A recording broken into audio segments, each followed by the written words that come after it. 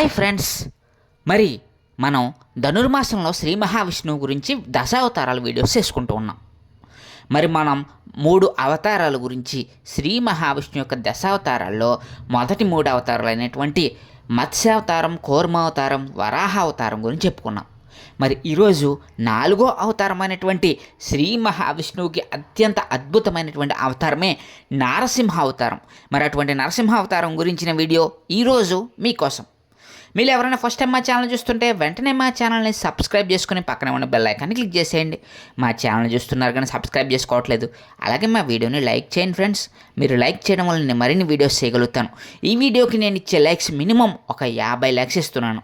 కాబట్టి దయచేసి ఆ టార్గెట్ని కంప్లీట్ చేసి ఈ వీడియోని స్కిప్ చేయకుండా చివరి వరకు చూడడానికి ట్రై చేయండి. మనం నిన్నటి వీడియోలో మరి వరాహ స్వామికి సంబంధించినటువంటి వీడియోస్లో జై విజయులు గురించి చెప్పుకున్నాం. జై విజయులు భూమి మీద రాక్షసులుగా శ్రీహరి ద్వేషులుగా జన్మించి 3 జన్మలు అనుకున్నాం కదా. మరి దాంట్లోనే మరి నిన్నటి చెప్పుకున్నటువంటి వరాహ అవతారానికి కారణమైనటువంటి జన్మ హిరణ్యాక్షుడు. అలాగే హిరణ్యాక్షుడు సోదరుడే ఈ హిరణ్యకశిపుడు. మరి నారసింహ అవతారానికి కారణమైనటువంటి ఈ యొక్క అద్భుతమైనటువంటి ఈ కథ ఏంటంటే, హిరణ్యకశిపుడు అనేటువంటి ఒక రాక్షసుడు ఉండేవాడు. ముల్లోకాలని కూడా భయపెడుతూ తానే రాజునని చెప్పి శ్రీహరి అంటే విపరీతమైనటువంటి ద్వేషంగా ఉండేవాడనమాట. హరి అంటే విపరీతమైనటువంటి ద్వేషం. హరినామ స్మరణ ఉండకూడదు, భూలోకంలోని కాదు ముల్లోకాల్లో కూడా హరినామ స్మరణ ఉండకుండా చేయాలన్నదే మరి హిరణ్యకశిపుడి యొక్క లక్ష్యం. అలాగే శ్రీహరిని ఎవరు పూజించకూడదు, శ్రీహరి నామం చెప్పకూడదు.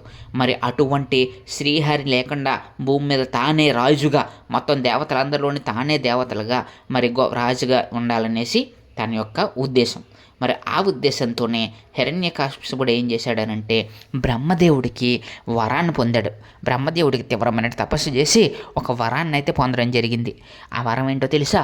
తనని మానవులు ఎవ్వరూ చంపకూడదు, అలాగే దేవతలు చంపకూడదు, అలాగే ఏ యొక్క జంతువు చంపకూడదు, అలాగే తనకి మృత్యు అనేది పగలు కానీ, మధ్యాహ్నం కానీ, రాత్రి సమయాల్లో కానీ, ఈ 3 సమయాల్లో కూడా తనకు మృత్యు రాకూడదు అనేటువంటిది ఆ యొక్క వరం. దాంతో బ్రహ్మదేవుడు తదాస్తు అని చెప్పేసి అయితే వరం ఇచ్చి మరి మాయమైపోతాడు. ఇంకేముంది, మన రాక్షసుడు అయినటువంటి హిరణ్యకశిపుడు ఇంకా విపరీతంగా విర్రవీగుతూ మొత్తం భూలోకంలో కూడా హరినామస్మరణ లేకుండా తానే దేవుడు అని చెప్తూ యజ్ఞ యాగాదులు చేయనివ్వకుండా అడ్డుకుంటూ మొత్తం కూడా అందరినీ కూడా భయభ్రాంతులు గురి చేస్తూ ఉన్నాడనమాట. అప్పుడు దేవతలందరూ కలిసి శ్రీ మహావిష్ణువుని ప్రార్థించారు. అప్పుడు శ్రీ మహావిష్ణువు ఏం చేశారో తెలుసా? తనకు తానే స్వయంగా మరి ఒక అద్భుతమైనటువంటి అంశతో, శ్రీహరి అంశతో, తన అంశతోనే మరి హిరణ్యకశిపుడి యొక్క కొడుగ్గా జన్మిస్తానని చెప్పేసి దేవతలకి అయితే మాట ఇచ్చారు. అన్నదే ఆ మాట ప్రకారంగానే హిరణ్యకశిపుడు కొడుకుగా జన్మించారు. ఆయన ఎవరో మనందరికీ తెలుసు కదా, ప్రహ్లాదుడు అనమాట. ప్రహ్లాదుడు జన్మించిన తర్వాత మరి అప్పటి వరకు కూడా మరి హిరణ్యకశిపుడు మరి శ్రీహరి నామస్మరణ చేయకూడదు అంటారు కదా. మరి అటువంటి హిరణ్యకశిపుడు కడుపున పుట్టినటువంటి ప్రహ్లాదుడు సాక్షాత్తం శ్రీ మహావిష్ణువు యొక్క అంశ. మరి అటువంటి శ్రీ మహావిష్ణువు యొక్క అంశతో పుట్టినటువంటి ప్రహ్లాదుడు మరి హిరణ్యకశిపుడి యొక్క కొడుగ్గా మరి పుట్టడం జరిగింది. హిరణ్యకశిపుడు ఏదైతే శ్రీహరి నామస్మరణ చేయకుండా శ్రీహరికి అత్యంత శత్రువుగా ఉన్నాడో, మరి దాని కంప్లీట్ ఆపోజిట్గా ప్రహ్లాదుడు ఉంటాడు.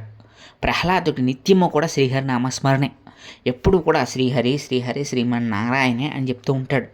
శ్రీమన్నారాయణుడే మొత్తం అన్నాట్లకి సకల జగత్కి కూడా ఆయనే గురువు, ఆయనే ప్రభువు అని చెప్పేసి శ్రీమన్నారాయణ యొక్క నామస్మరణ చేసుకుంటూ ఉండేవాడు. ఒకసారి హిరణ్యకశిపుడికి ఏమైంది అనంటే, హిరణ్యకశిపుడు తనని గోకులంలో జాయిన్ చేశాడు. విద్యను అభ్యసించమని చెప్పేసి గురువు వద్దకు పంపాడు.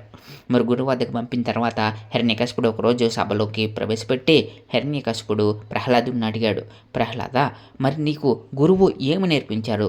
నువ్వు నేర్చుకున్నటువంటి గురు విద్యలలో ఒక విద్యని మాకు చెప్పము, గురువుకు సంబంధించినటువంటి విద్యా విధానాన్ని మాకు తెలియజేయము అని చెప్పేసి అయితే ప్రహ్లాదుని అడుగుతాడు. వెంటనే ప్రహ్లాదుడు ఏం చెప్తాడో తెలుసా? మొత్తం సకల లోకాలకి అధిపతి ఎవరంటే శ్రీ మహావిష్ణువే సకల లోకాలకి అధిపతి, సకల జగత్తుకి కూడా అధిపతి శ్రీ మహావిష్ణువే అని చెప్తాడు. వెంటనే కూడా హిరణ్యకశిపుడికి విపరీతమైనటువంటి కోపం వస్తుంది. ఇదేంటి, శ్రీ మహావిష్ణువు గురించి చెప్తున్నాడే, నా శత్రువు అయినటువంటి శ్రీ మహావిష్ణువు గురించి నువ్వు ఎలా చెప్తావు ప్రహ్లాద మానుకోమని చెప్తాడు. కానీ ప్రహ్లాదుడు మాత్రం మానడు. దీంతో విపరీతమైనటువంటి కోపం వచ్చేస్తుంది హిరణ్యకశిపుడికి. ప్రహ్లాదుడు ఎంత చెప్పినా కూడా నామస్మరణ అయితే మానడు. సరికదా మొత్తం హిరణ్యకశిపుడు రాజ్యం మొత్తం కూడా హరినామస్మరణ చేయిస్తూ ఉంటాడు. ఎక్కడ చూసినా హరినామస్మరణ వినబడుతూ ఉంటుంది. అప్పటి వరకు హరినామస్మరణ లేకుండా తన కొడుకు అయినటువంటి ప్రహ్లాదుడి చేత మొత్తం హరినామస్మరణ విజృంభిస్తూ ఉంటుందన్నమాట. ఎంతో అద్భుతంగా శ్రీ మహావిష్ణువు యొక్క కీర్తనలు, శ్రీ మహావిష్ణువు యొక్క గానం చేసుకుంటూ మొత్తం అక్కడ ఉండేటువంటి చిన్న పిల్లల దగ్గర నుంచి పెద్ద పిల్లల వరకు మహావిష్ణువు యొక్క గానాన్ని చేయిస్తాడు. దాంతో విపరీతమైనటువంటి కోపం వచ్చేసి మరి ఎలాగైనా సరే వీటి చేత, ఈ యొక్క ప్రహ్లాదుడి చేత మరి హరినామం మానిపించాలని ఎన్నో ప్రయత్నాలు చేస్తాడు. కానీ ప్రహ్లాదుడు అయితే వినడు. దాంతో తన కొడుకు మరి తన శత్రువుని జయించడం తప్పుకోలేకపోతాడు. కాబట్టి ఎలాగైనా సరే ప్రహ్లాదుడు తన కొడుకు కాదు అని చెప్పేసి ప్రహ్లాదుడిని ఎలాగైనా వధించాలి అని చెప్పేసి అయితే పూనుకుంటాడు హిరణ్యకశిపుడు. వెంటనే ఏం చేస్తాడు తెలుసా, ప్రహ్లాదుడిని నానా విధాలుగా మరి ఎలాగైనా సరే చంపాలని ప్రయత్నిస్తాడు. ఒక్కసారి పాముల చేత కనిపిస్తాడు, విష పాముల చేత కనిపిస్తాడు. అలాగే మంటల్లో పడేస్తారు, అలాగే కొండపై నుంచి తోసేస్తారు, అలాగే మహాసముద్రం ఉన్నది కదా, అటువంటి మహాసముద్రంలో పడవేస్తారు. ఎక్కడ పడివేసినా, ఏ విధంగా చేసినా కానీ శ్రీ మహావిష్ణువు నామస్మరణ చేయగానే అవేమీ కూడా ప్రహ్లాదుని ఏమీ చేయలేవు. ఒకసారి పెద్ద ఏనుగు చేత తొక్కిద్దామని చూస్తారు. వెంటనే ప్రహ్లాదుడు శ్రీహరి నామస్మరణ చేయగానే ఆ ఏనుగు తన తొండంతో పైకి తీసుకుని తన మీద కూర్చోబెట్టుకుంటుంది.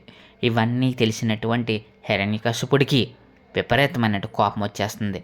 ఇంకా ఎలాగైనా సరే వీని సంహరించాలి, లేకపోతే ఇక్కడ హరినామస్మరణ పెరిగిపోతుంది.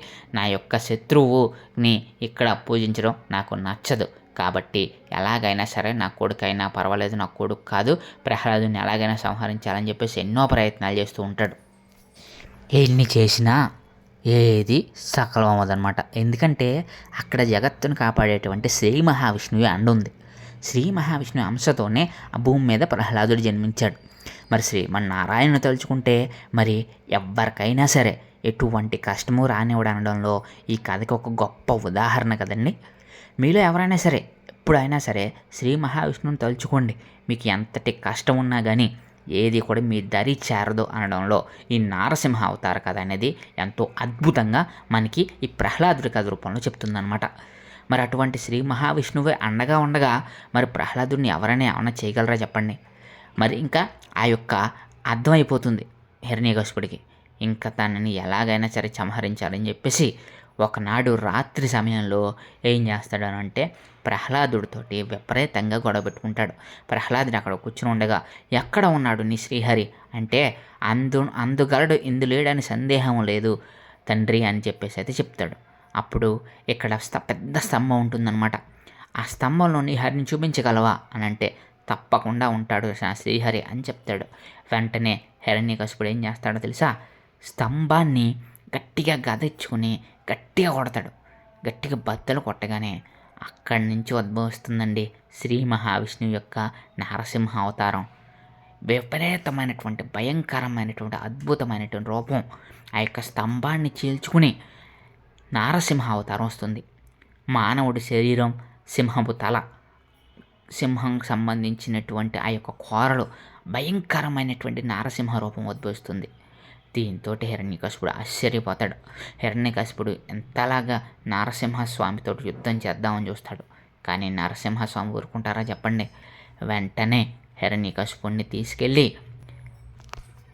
ఒక గడప మీద కూర్చోబెట్టి తన తొడల మీద హిరణ్యకశిపుడిని కూర్చోబెట్టి చీల్చేసి ఆ పేగులను మెల్ల వేసుకుని స్వామివారు ఉగ్ర స్వరూపంతో ఆ యొక్క హిరణ్యకశిపుడిని అయితే చంపేస్తారు. చంపేస్తారనమాట. దాన్నే మనందరం చూసాం నారసింహ అవతారంగా చెప్తూ ఉంటారు. అంతటి గొప్ప అవతారం మనందరికీ కూడా శ్రీ మహావిష్ణువు ఆ యొక్క ఉగ్ర రూపాన్ని చూపిస్తూ నారసింహ స్వరూపంగా మరి శ్రీ మహావిష్ణువు అయితే ఉద్భవించడం జరిగింది. కేవలం ప్రహ్లాదుడి కోసం, తన భక్తుడైనటువంటి ప్రహ్లాదుడి కోసం ఆ యొక్క నరసింహ అవతారాన్ని ఎత్తుతారు. కానీ స్వామివారి ఉగ్ర రూపాన్ని దేవతలు ఎవ్వరూ కూడా కంట్రోల్ చేయలేరు. అప్పుడు ప్రహ్లాదుడు మళ్ళీ నారసింహస్తుతి చేసి స్వామివారిని శాంతింపజేస్తాడు. అప్పుడు శ్రీ మహావిష్ణువు మళ్ళీ తన రూపానికైతే రావడం జరుగుతుంది. ఈ విధంగా ఎంతో అద్భుతమైనటువంటి నారసింహ అవతారం ఈ రకంగా ఉద్భవిస్తుంది. ఈ నరసింహ అవతార కథ మనందరికీ చూస్తే కోరిన భక్తులని కాపాడడానికి శ్రీ మహావిష్ణువు ఎంతలా వస్తాడో మనందరికీ తెలుస్తుంది కదా. మరి అందుకే శ్రీహరిని పూజించిన వాళ్ళకి శ్రీ మహావిష్ణు యొక్క అందుకే ఈ యొక్క అవతారాలన్నీ కూడా శ్రీ మహావిష్ణు యొక్క అవతారాలన్నీ కూడా ఎంతో అద్భుతంగా ఉన్నాయి. దీంట్లోనే మరి దశావతారాల్లో ఈ యొక్క అవతారం 4వ అవతారం అన్నమాట. మరి ఎంత గొప్పగా ఉందో చూడండి. ఈ 4వ అవతారం శ్రీ మహావిష్ణు యొక్క అవతారం. మరి ఒక్కొక్క అవతారానికి ఒక్కొక్క ప్రత్యేకత ఉంటుంది. మరి శ్రీహరి యొక్క ఈ అవతారాల గురించిన కథలు ఎంతో అద్భుతంగా ఉంటాయనుకుంటే మీకు ఈ వీడియో ఎలా అనిపించిందో కామెంట్ సెక్షన్లో కామెంట్ చేసేయండి. అలాగే మా వీడియోని ఇప్పటివరకు మీరు లైక్ చేయకుండా చూస్తున్నట్లయితే లైక్ చేసి మా ఛానల్ని సబ్స్క్రైబ్ చేసుకోకపోతే మీరు సబ్స్క్రైబ్ చేసుకుని మా ఛానల్కి సపోర్ట్ చేయండి ఫ్రెండ్స్. మరి మరిన్ని ఇలాంటి వీడియోస్ కోసం మీతో ముందుకు మరో వీడియోతో వచ్చేస్తాను. Thank you friends. Thank you so much.